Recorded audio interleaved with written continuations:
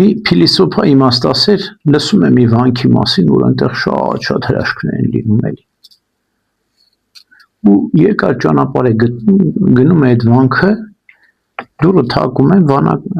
մտնում է, ծերերից մեկին տեսնում, ասում է, ես լսել եմ այստեղ շատ հրաշքներ են լինում, ասում եկել եմ մի հրաշք տեսնեմ։ Ես իմաստուն ծեր վանականը հարցնում է, ասում է, իսկ դուք ինչ եք համարում հրաշք։ Ինչն է ձեզ համար հրաշք։ Ես գիտեմ, որ մարդիկ աշխարհում համարում են հրաշք այն ինչ որ մարդը խնդրում է եւ Աստված կատարում է։ Այսինքն Աստված մարդու կամքն է կատարում։ Սա եք համարում հրաշք։ Ես փիլիսոփորեն մտածում ասում եմ, հա, երևի դա ենք համարում, որ մարդը կամեցավ, Աստված կատարեց։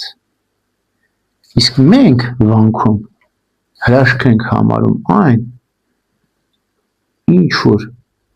Աստված է կամենում եւ մարդն է կատարում, եւ ոչ թե մարդն է կամենում եւ Աստված է կատարում։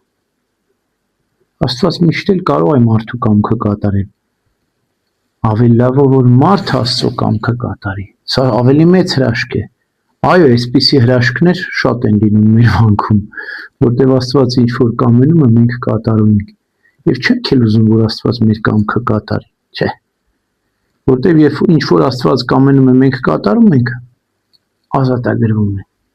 Բայց երբ որ մենք ենք ուզում եւ Աստված կատարում է, սա լավ չի։ Եվ դրա համար Պողոս Առաքյալն ինչ է ասում, հրաշքները ոչ թե հավատացյալների համար, այլ անհավատների համար։ Պարտադրանք կա այդ հրաշքի մեջ։